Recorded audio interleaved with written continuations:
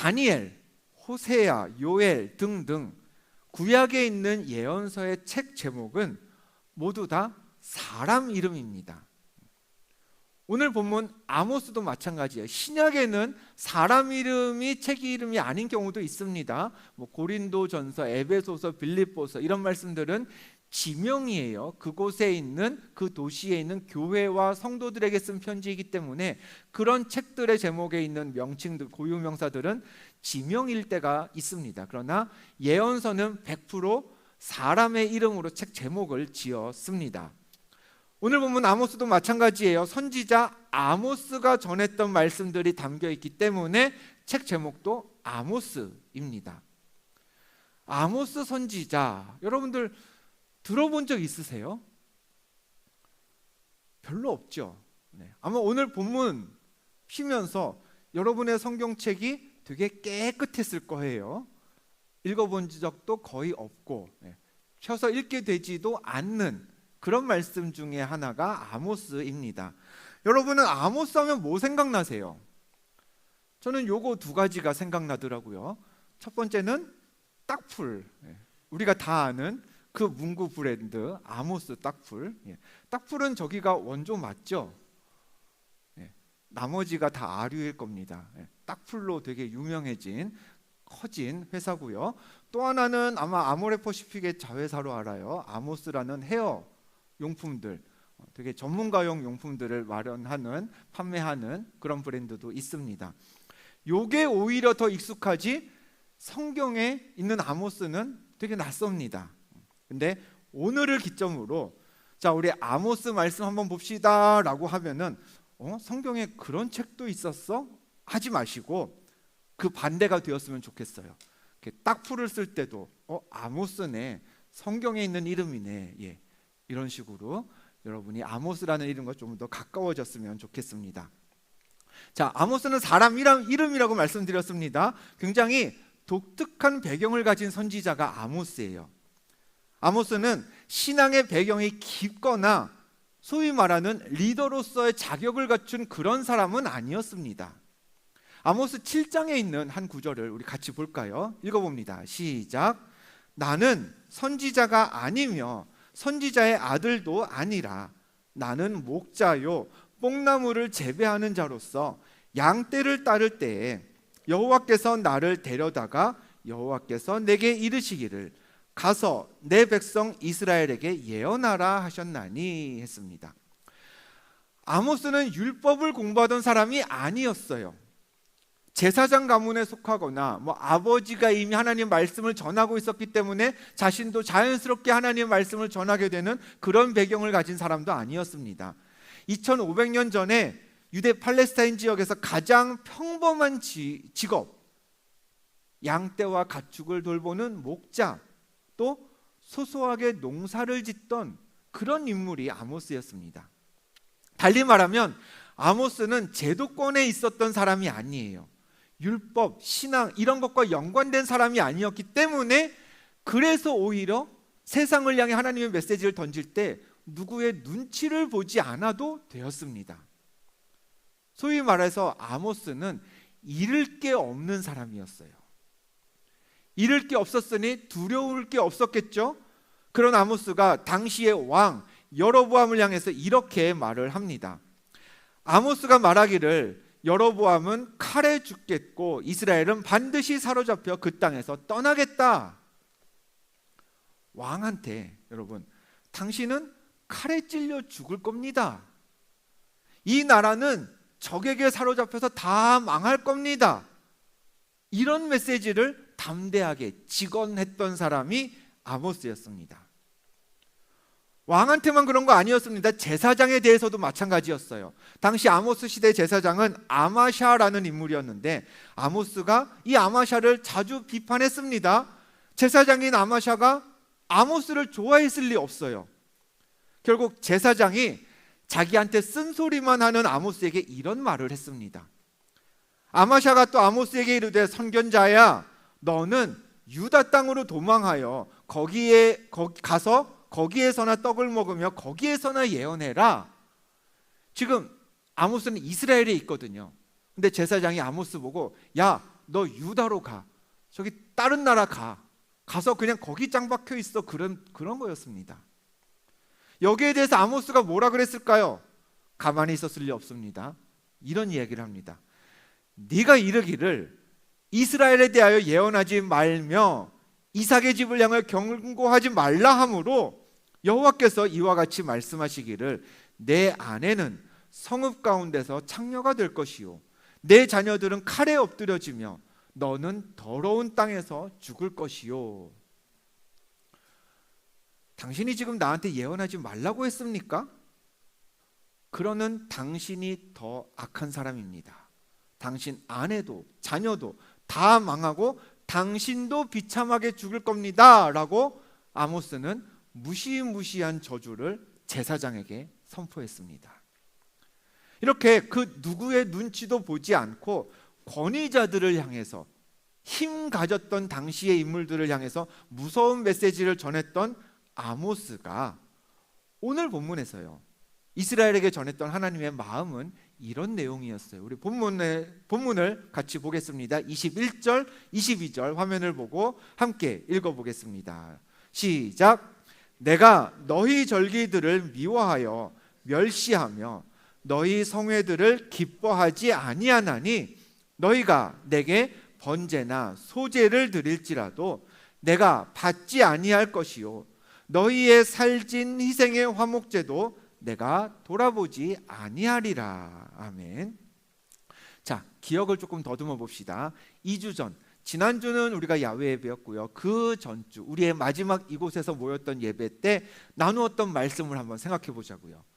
제목은 영과 진리로였습니다. 그 본문에서 대화를 나눴던 두 인물은 예수님과 사마리아의 한 여인이 우물가에서 만나서 이야기를 나누었었습니다. 대화 중에 여인은 예수님에게 물었습니다. 어디에서 예배해야 합니까? 여기 사마리아에서 예배해도 됩니까? 아니면 예루살렘에서만 예배해야 됩니까? 그걸 물었죠. 그때 예수님이 장소가 문제가 아니라고 말씀하셨어요. 그러면서 예수님이 이렇게 덧붙이셨습니다. 요한복음 4장의 말씀이죠. 아버지께 참되게 예배하는 자들은 영과 진리로 예배할 때가 오나니 곧 이때라. 아버지께서는 자기에게 이렇게 예배하는 자들을 찾으신다고 예수님이 말씀하셨습니다.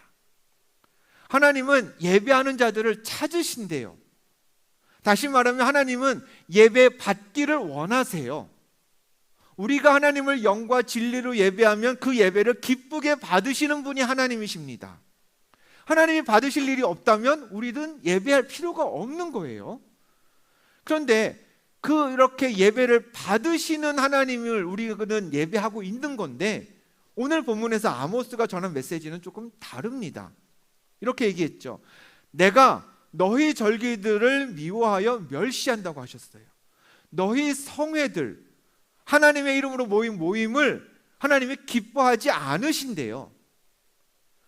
나한테 번제나 소제, 즉 제사, 예배를 드릴지라도 내가 받지 않을 것이고 너희의 살진 희생의 화목제, 제물도 돌아보지 않을 거라고, 관심도 갖지 않을 거라고 하나님이 그런 메시지를 주셨습니다. 아니, 예배하는 자를 찾으시는 분이 하나님이신데, 그래서 예배를 받으시는 분이, 받으셔야 하는 분이 하나님이신데 왜 아모스 시대에는 예배를 받지 않겠다, 기뻐하지도 않겠다 그렇게 말씀하셨을까? 아모스 시대에 이런저런 영적인 문제가 있기 때문이었을 겁니다. 근데 그 문제를 딱 하나로만 정의하기는 어렵지만 우리 여러 차례 반복되는 표현들을 중심으로 가장 중요한 문제를 같이 짚어볼게요. 연속으로 이어지는 말씀들을 쭉 볼 텐데 네 구절을 볼 거예요. 근데 차례차례 그 말씀을 보는 동안 어떤 문제가 있었는지 한 번씩 따져보겠습니다. 먼저 아모스 8장 4절의 말씀을 먼저 봅니다. 같이 읽어봅니다. 시작. 가난한 자를 삼키며 땅에 힘없는 자를 망하게 하려는 자들아 이 말을 들으라 하셨어요. 아모스 시대에도요 하나님의 율법이란 건 존재했습니다. 사람들이 그 율법을 싹 잊어버리고 어디 우상 숭배하는 데만 전념하지 않았어요. 율법은 있었는데 근데 여러분 그 율법은요 항상 가난한 자와 힘없는 자들을 배려하는 율법이었습니다. 하나님은 그들을 배척하라고 하지 않으셨어요. 어떻게 하면 가난한 자들을 더 먹일까? 어떻게 하면 그런 힘없는 자들이 사회에서, 유대 사회에서, 이스라엘의 그 공동체 커뮤니티에서 버림받지 않고 같이 공생하며 살 수 있을까? 그런 차원에서 이렇게도 하고 저렇게도 해라 라는 것들을 율법이 가르치고 있었습니다. 그런데 아모스 시대의 이스라엘은 율법은 있었는데 가난한 자의 것을 도로 빼앗는 율법으로 사용이 되었어요. 율법을 따른다는 사람들이 힘없는 자를 오히려 망하게 하고 자기 배를 불리는 데 힘쓰고 있었습니다. 이게 하나의 문제겠죠. 이어지는 말씀 다시 보겠습니다. 다음 말씀 보시면요, 너희가 이르기를 월삭이 언제 지나서 우리가 곡식을 팔며 안식일이 언제 지나서 우리가 밀을 내게 할꼬, 이런 얘기들을 사람들이 했대요. 즉 아모스 시대에도요 절기는 있었어요. 월삭, 안식일 다 지켰습니다만 사람들이 그 절기를 지키는 동안에 관심이 뭐였어요? 어떻게 하면 이 절기를 더 은혜롭게 보낼까? 이게 아니었습니다. 이놈의 절기 빨리 지나야 내가 장사도 더 하고 돈도 더 벌 수 있는데 어떻게 하면 빨리 후딱 지나보낼까? 어떻게 하면 안 지키는 건 안 되니까 지키는데 어떻게 하면 대충 지키면서 내 이득을 더 볼 수 있을까? 이게 사람들의 관심거리였어요. 그런 마음으로 절기를 보냈습니다. 다음 구절 볼까요? 은으로 힘없는 자를 사며 신 한 켤레로 가난한 자를 사며 찌꺼기 밀을 팔자 하는도다. 당시에 아모스 시대 이스라엘은 힘없는 자, 가난한 자들이 모험만도 못해요. 은과 신발만큼도 못하게 여겨졌습니다. 생명보다, 사람보다 물질적인 가치가 우선이었다는 겁니다. 또 찌꺼기 밀을 팔자고 했죠. 사람들은 부정하게 부를 축적하고 있었습니다. 상황이 이러니 하나님께서 이스라엘이 드리는 예배를 받고 싶으셨을까? 이스라엘의 율법도 있었지만, 절기도 있었지만, 예배도 드려졌지만 그 율법, 절기, 예배에 참여하는 이스라엘 사람들의 일상은 예배와 전혀 연결되고 있지 않았습니다. 그렇기 때문에 하나님이 그 예배 나 받지 않겠다라고 선포하신 거죠. 예배만 드리면 뭐하니? 율법만 가지고 살아가면 뭐하니? 절기만 지키면 뭐하니? 너희들의 삶이 그 예배에 참여하고 그 예배를 드리고 나서의 너희의 삶이 너무나 그 율법과 절기와 동떨어져 있는데 그럴 거면 하지 마 라는 게 하나님의 마음이었던 거죠. 자, 우리의 신앙생활을 돌아볼까요? 우리에게도 율법, 말씀 있습니다. 절기도 있죠. 때에 맞춰 우리도 하나님을 예배합니다. 근데 중요한 건 절기와 말씀, 예배가 있다는 게 아니라는 거죠. 여러분의 일상은 예배하는 자로서의 그 경건함이 묻어나는 일상을 살고 계십니까? 주일과 또 이어지는 다음 주일 사이에 여러분의 삶은 주일에 드려지는 그 예배와 연결이 되고 있나요? 이스라엘처럼 예배 가야지 와서 앉아 있는데 이거 언제 끝나나 하는 심정으로 예배하고 나면 이어지는 한 주간은 예배의 은혜, 그 은혜를 힘입어서 내렸던 결단 다 잊고 예배 따로, 일상 따로 살아가는 삶이 오래전부터 여러분에게 고착되어 있지는 않습니까?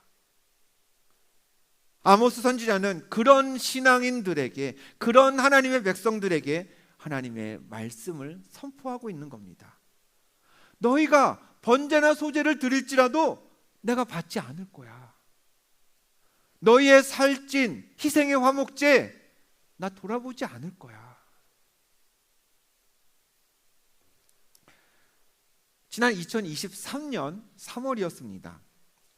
고 이건희 삼성 회장이 많이 아꼈던 분으로 알려진 박대성 화백이라는 분이 계세요. 그분의 작품이 경주에 있는 솔거미술관에서 전시 중이었습니다. 당시 전시 중이던 작품이 어떤 그런 우리가 상식적으로 아는 그 사각형 프레임의 액자에 담아둘 수 있는 그런 미술 작품이 아니었어요. 가로는 40cm인데 세로가 19.8m였어요. 20m 되는 거죠. 요만한 폭으로 그냥 쭉 여러분들 앉아있는 저 복도 중간까지 가게 되는 그런 사이즈의 미술 작품이었습니다. 그러니 이거를 어떻게 전시를 할까, 공개는 해야 되는데 어떻게 사람들이 보도록 할까 하다가 미술관이 낸 아이디어가 천정에서부터 바닥으로 쭉 늘어뜨리면서 사람들이 이렇게 걸어가면서 눈높이도 좀 높여가면서 이렇게 보고 감상할 수 있도록 그런 스타일로 작품을 이제 전시를 했습니다. 그러면서 만약에 사고가 있을 때를 대비해서 보험을 들어놨어요. 그때 보험의 평가액이 1억 원이 넘었습니다. 근데 정말 그 만약에 사고가 발생했습니다. 한 초등학생이 이 작품이 미끄럼틀인 줄 알았다면서 엉덩이로 깔고 앉기도 하고 막 무릎으로 문지르기도 하면서 미술 작품 체험을 눈으로만 한 게 아니라 온 몸으로 했습니다. 이게 왜 어린이 미술관 그런 데 가면은 막 이것저것 체험하는 게 많잖아요. 아이들이 눈으로만 보지 않으니까 또 손으로 오감을 써서 미술 작품을 감상하도록 만든, 글쎄요, 그런 습관이 몸에 배어서 그런지 이것도 작품 감상 이렇게 하면 되겠구나 하면서 아이들이 막 몸을 비비면서 그런 식으로 CCTV에 저렇게 작품을 만지고 뭉개는 장면들이 담겼습니다. 당연히 작품 일부가 뭉개졌겠죠. 훼손이 되었습니다. 이 소식을 듣고 작가인 그 박대성 화백이 미술관 측에 전했습니다. 아무것도 문제 삼지 말아 주십시오. 아무 문제 없이, 아무것도 저 아이와 부모에게 뭐라 그래요? 단어가 생각이 안 나죠? 배상, 보상 묻지 않고 그냥 넘어갔습니다. 후에 한 언론이 이 화백을 찾아가서 인터뷰를 했을 때 화백이 이런 표현을 썼어요. 내 작품을 훼손한 그 아이가 나에게는 봉황이다. 귀한 존재라는 거죠. 작품이 훼손됐다는 그 뉴스가 유튜브에서 사람들에게 218만 회가 조회됐대요. 그러니 이 작가가 생각하기에 그 아이가 아니었으면 사람들이 자기 작품을 그렇게 많이 봤겠냐라는 거였습니다. 아이 덕분에 전문가들만 자기의 존재를 알았을 텐데 일반 사람들도 자기의 존재와 자기의 작품을 관심을 갖게 되었으니 그 아이가 나에겐 행운이다, 봉황 같은 존재다 라는 이야기를 남겼습니다. 기자가 물었습니다. 그래도 훼손된 작품이 아깝지 않습니까? 그랬더니 이 박대성 화백이 이런 말을 남겼어요. 봉황이 지나간 자리라면 그 정도 발자국은 남아야 하지 않겠습니까? 여러분, 잠깐 행운을 가져다주는 봉황도 발자국을 남겨요. 20m나 되는 작품이면 작가가 뚝딱 한두 시간 만에 만들지 않았을 겁니다. 오랜 세월을 들여서 정성스럽게 완성했을 텐데 그 작품이 훼손되었어도 이건 내가 얻은 행운의 대가이려니 하면서 작가는 받아들였던 거죠. 봉황도 발자국을 남긴다면 그럼 여러분, 우리에게 영원한 생명을 또 승리를 주시는 예수 그리스도의 발자국은 더 크게, 더 선명하게 우리의 삶에 남겨져야 하는 것 아닐까요? 아모스 시대에 하나님은 이스라엘의 예배를 받지 않겠다고 선포하셨습니다. 율법이 없어서가 아니었어요. 절기와 예배가 지켜지지 않아서가 아니었습니다. 예배와 그 다음 예배 사이 이스라엘이 살아가는 그 일상에서 하나님 뜻에 순종하는 바가 전혀 없었기 때문이었습니다. 하나님이 내 삶을 통치하신다면, 그래서 내가 예배를 드렸다면, 율법을 귀히 여기고 산다면 주인 되신, 내 삶의 주권자 되신 하나님의 발자국이 이스라엘에 남아 있어야 되는데 아무에게서도, 그 누구에게서도 그 하나님의 통치의 자국이 남아 있지 않았기 때문에 하나님은 너희의 예배, 너희의 제물 나 받지 않겠다라고 말씀하신 거였죠. 여러분에게 묻겠습니다. 여러분은 예수 그리스도와 성령 하나님과 동행하며 살고 계십니까? 그건요, 그냥 내가 저 그러고 싶습니다, 저 그렇게 살고 있습니다 라고 내가 그냥 그렇게 주장한다고 그게 사라지는 건 아니에요. 나와 동행하시는 예수 그리스도의 발자국이 내가 주 예수와 동행한다는 증거여야 합니다. 여러분 많이 쓰는 말 있죠. 피, 땀, 눈물. 그거는 뭐 BTS만 부르시는 게 아니에요. 우리에게도요, 예수 믿기 때문에 받는 상처와 흘리는 피가 있어야 합니다. 예수 믿기 때문에 남들보다 더 흘리는 수고와 땀이 있어야 되는 거예요. 예수 믿기 때문에 흘리는 눈물이 있어야 합니다. 그게 우리 삶에 남겨진 예수 그리스도, 나와 동행하는 그분의 발자국이고, 그 발자국이 우리의 예배를 하나님이 기뻐 받으시는 예배로 만듭니다. 마태복음에는 예수님의 말씀, 우리 잘 아는 말씀인데 같이 한번 읽어볼까요? 크게 읽어봅니다. 시작. 수고하고 무거운 짐진 자들아 다 내게로 오라. 내가 너희를 쉬게 하리라. 우리 한 번 더 읽어볼까요? 시작. 수고하고 무거운 짐진 자들아 다 내게로 오라. 내가 너희를 쉬게 하리라. 아멘. 예수님이 부르셨습니다. 나한테 와라. 누굴 부르셨어요? 짐진 자들 나한테 오래요. 근데 그 짐진 자들이 누굴까요? 일주일 내내 공부하느라 일하느라 스트레스 잔뜩 받으면 그냥 그 짐진 자가 되는 걸까요? 출퇴근길이 멀어서 등하굣길이 한참 떨어져 있어서 심신이 피곤한 사람이 그냥 다 짐진 자는 아닙니다. 예수님이 부르는 나한테 와라 라고 찾는 그 짐진 자는요, 예수님 말씀대로 살려고 애쓰다 보니 땀 흘릴 수밖에 없었던 사람, 예수님이 내 삶의 주인이심을 드러내려고 애쓰면서 살다 보니 남들이 흘리지 않는 그 눈물을 흘릴 수밖에 없었던 사람, 그렇게 나와 동행하시는 예수님의 발자국을 남기느라 안 해도 되는 수고를 했고 안 져도 되는 짐을 지고 있었던 그 사람이 예수님이 부르시는 짐진 자들입니다. 그냥 피곤하게 살았다고 다 짐진 사람이 아니라는 거예요. 그 짐진 자들 예수님이 어디로 오라고 하셨습니까? 나에게, 예배하는 이 자리로 오라는 거예요. 하나님은 아모스 시대 이스라엘에게 너네 이럴 거면 오지 마라고 하셨습니다. 그러나 짐진 자들은 다릅니다. 너가 세상에서 나와 함께 살기 위해, 나의 발자국을 남기기 위해 짐을 졌니? 거룩한 그 부담을 지었니? 너는 오려무나 그 짐이 없니? 너의 삶에 나를 통한 아무 발자국이 없니? 난 너의 예배 받지 않을 거야. 여러분은 누구이십니까? 하나님이 나에게 오라고 하는 거룩한 짐을 진 사람입니까? 아니면은 나는 너의 예배를 받고 싶지 않단다라고 하나님의 선포를 듣는 짐 같은 건 하나도 없는 그리스도인입니까? 우리가 어떤 예배자가 되어야 할지 오늘 말씀이 우리에게 알려줍니다. 우리 오늘 예배 드리고 나면 또 세상으로 나갑니다. 짐은 다 져요. 다 열심히 공부할 거고요, 다 열심히 일하며 살 겁니다. 내가 무슨 공부를 해야 할지, 무슨 일을 해야 할지 다 고민하면서 스트레스 받으면서 이 땅에서 월요일부터 토요일까지 살아갈 겁니다. 감사하게도 뭐 내일 모레까지는 쉴 수도 있겠죠. 그러나 그렇다고 우리의 짐이 사라지진 않을 겁니다.